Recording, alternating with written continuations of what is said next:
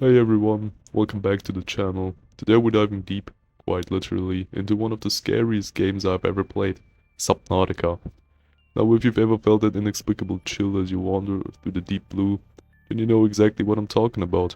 And trust me, I felt it instantly the moment I hit start. And so picture this. You're sitting at your desk, a cup of coffee in hand, and you decide to take a break from reality by diving into the immersive underwater world of Subnautica. Little did I know, I was about to experience a psychological thrill ride that made my heart race like I'd just seen my girlfriend at a surprise party. I remember that exact moment, my character swimming into an expanse of dark, mysterious water with towering color structures and barely any light piercing through the depths. It was that moment, a mix of wonder and dread, where I realized that the game wasn't just about survival, it was about confronting the unknown. And that's where it gets really interesting.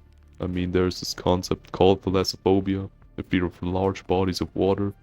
And if you've ever felt that knot in your stomach while staring at an endless sea, you know it's not just a game mechanic, it's a primal, instinctual terror. And now let's break this down. Thalassophobia isn't just a fancy word to throw around at parties. It's a recognized phobia, a deep-seated fear of the vast, often foreboding oceanic expanses. And Subnautica plays on this perfectly. The endless blue, punctuated by sudden unexplained noises, lurking predators, and the sheer isolation of it all, really taps into that fear. It's like the ocean itself is alive, watching you. Every dark crevice could be hiding something, or someone.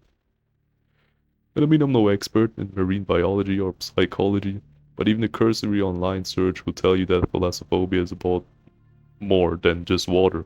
It's about the uncertainty that lurks beneath. And let's be honest, in a game where every unexplored cave might be home to a new terrifying creature, that uncertainty becomes a constant companion. And now before we get too deep into our aquatic nightmares, let's talk about the difference between terror and fear, because these two words are often used interchangeably.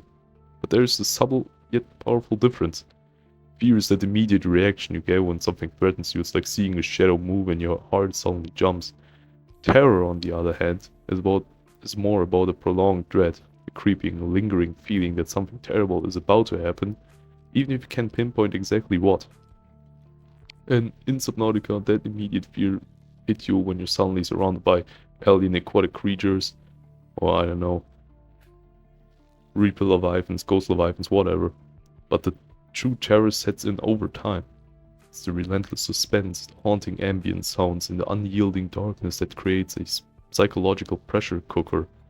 It's not just that I was scared of what was in front of me, I was terrified of what might be lurking beneath the next rock formation or in the next cavern. And let's also talk about my personal experience. I fired up Subnautica on what I thought would be a relaxing gaming session, and I'm sitting there fully expecting a chill of excitement, maybe a few mild jump scares. Oh man, I was wrong. Almost immediately, the vastness of the ocean, the isolation, and the persistent oppressive silence set in. I felt like I was being swallowed by the darkness itself. And here's the kicker, I was completely alone. The game doesn't hold your hand, it thrusts you into an environment that's as beautiful as it is hostile.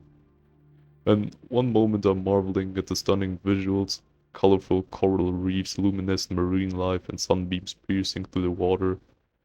The next, I'm in a state of heightened alert, every shadow a potential threat. There's this subtle, almost imperceptible buildup of tension that escalates with each new discovery. It's like the game is whispering to you that you shouldn't get too comfortable, and some things are better left unexplored. And that's when I understood that the true horror of Subnautica isn't its jumps or its gore, but in its ability to evoke deep existential dread, its terror of the unknown, of the infinite, of the depths that we're barely equipped to comprehend. The void, for example. So, also, now let's give credit where credit's due. The sound design in Subnautica is masterful. It's almost like the game is playing with your mind. There's this constant hum of ambient noise that feels like a heartbeat of the ocean itself. You know, that sound that makes your skin crawl, that feeling of being watched when you're alone? Yeah, that.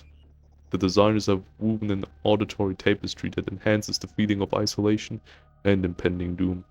And trust me, when you're underwater and every little creak or distant splash sends your heart into a frenzy, you start to appreciate how every sound is meticulously crafted to heighten your senses. And it's this combination of visuals, sound, and gameplay mechanics that creates what I call the Subnautica effect. It's not just about fear, it's about being constantly on edge, knowing that the ocean is vast, mysterious, and frankly a bit hostile. And there's this ongoing interplay between terror and fear, where one moment you're reacting to an immediate threat, and the next you're left pondering the cosmic insignificance of your own existence in the face of nature's overwhelming power. But here's the twist. Subnautica is also one of the most beautiful games out there. It's a paradox, really. You're exploring these breathtaking underwater landscapes that are mesmerizing as they are dangerous. And it's this duality that makes the game so compelling. It's like falling in love with a siren, captivating, but you know deep down that following her might just be the end of you. And trust me, I've been there. Every dive was a gamble. One minute you're in awe of the luminous sea flora, the next you're sprinting from a creature that seems to have stepped right off your worst nightmare. But seriously, if you're into games that make you question your sanity while also serving up some jaw-dropping visuals, Subnautica is where it's at. The kind of game that just doesn't just scare you, it stays with you, lingering like that last note of a haunting melody long after you turned off your console. And so to wrap things up, what makes Subnautica so uniquely terrifying isn't just its gameplay or its creatures, it's the way it plays on our deepest fears, the vast, unknowable expanse of the ocean, the isolation of being completely alone in a hostile environment, and the subtle interplay between immediate fear and long-lasting terror. The game is a masterclass in atmospheric horror, using sound, visuals, and pacing to evoke a sense of dread that's really hard to shake off. And for those of you who've never experienced the thalassophobia, whether it's a game in real life or just in your dreams, Subnautica offers a beautifully terrifying reminder of the primal fear. It's a game that makes you appreciate the safety of the surface, even if it's just for a moment. And honestly, isn't that what great horror is all about? Pushing you to confront the darkness, both outside and within, so that you can truly appreciate the light when it finally breaks through. And so, if you haven't tried Subnautica yet, really do yourself a favor, dive in, but maybe keep the lights on. And if you're a veteran like me, you know exactly what I mean. Share your own creepy encounters in the comments below. I'd really love to hear about the moment when the deep got to you.